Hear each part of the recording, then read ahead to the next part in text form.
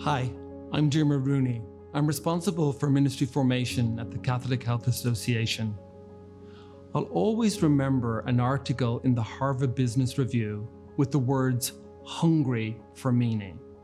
This was the way the writer described how people today are experiencing their lives and significantly their work. Hungry for meaning. Ultimately, the author was talking about the human quest for purpose and how deeply linked finding meaning in our lives is to finding purpose. A profound example of this is a story or parable from the Christian tradition, sometimes referred to as the road or journey to Emmaus. As we shall see, one can easily be lured into this compelling story and encouraged to reflect on one's own journey and life purpose.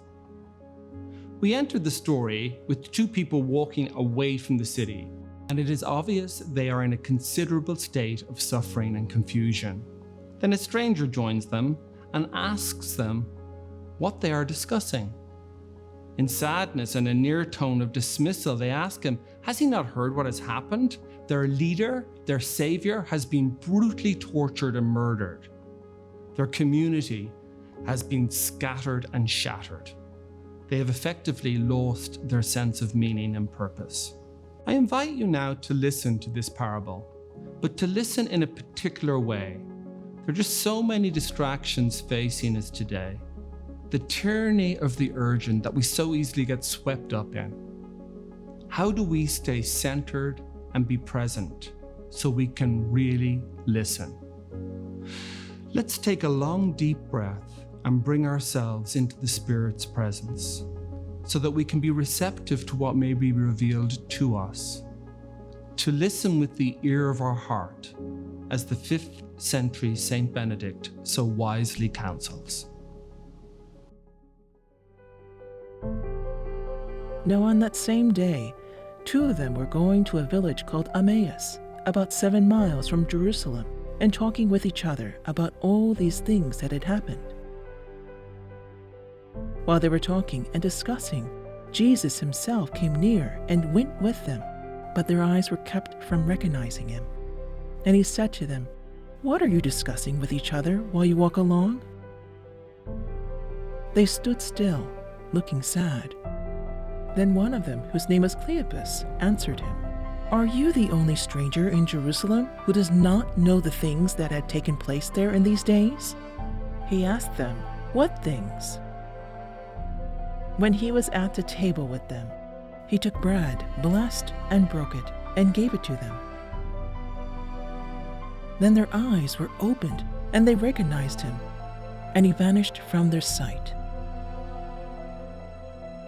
They said to each other, "Were not our hearts burning within us while he was talking to us on the road, while he was opening the scriptures to us?"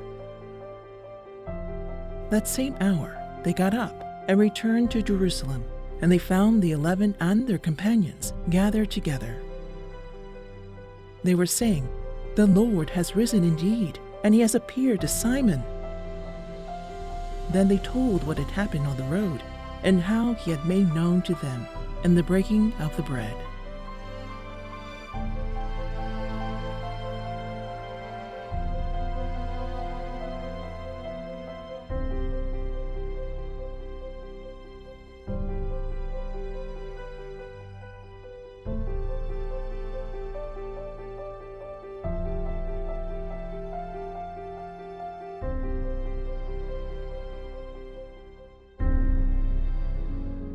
Let's consider some of what we've heard.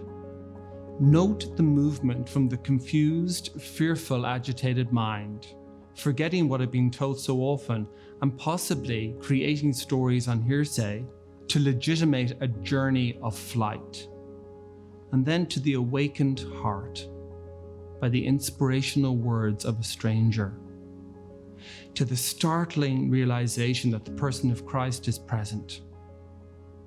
And then to the burning heart of conviction to turn around and go back to the city, to go and do likewise. What, if anything, is being stirred or aroused within you? This parable can be understood as where we are at in our personal and professional journeys. The confusion that the disciples experienced. What has happened? Who do we believe? Lost in the confusion of hearsay, of fake news. Sound familiar? But then, like the disciples, we allow ourselves the grace to remember that on our journeys, we are always accompanied. When they intentionally made the invitation, he came to join them at table. He then broke bread, blessed it, and gave it to them. Then their eyes were opened and they recognized him.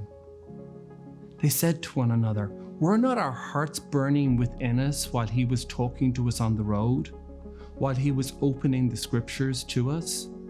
And that same hour they got up and returned to the city, to Jerusalem. The road to Emmaus can really be understood as a paradigmatic image of the formational process.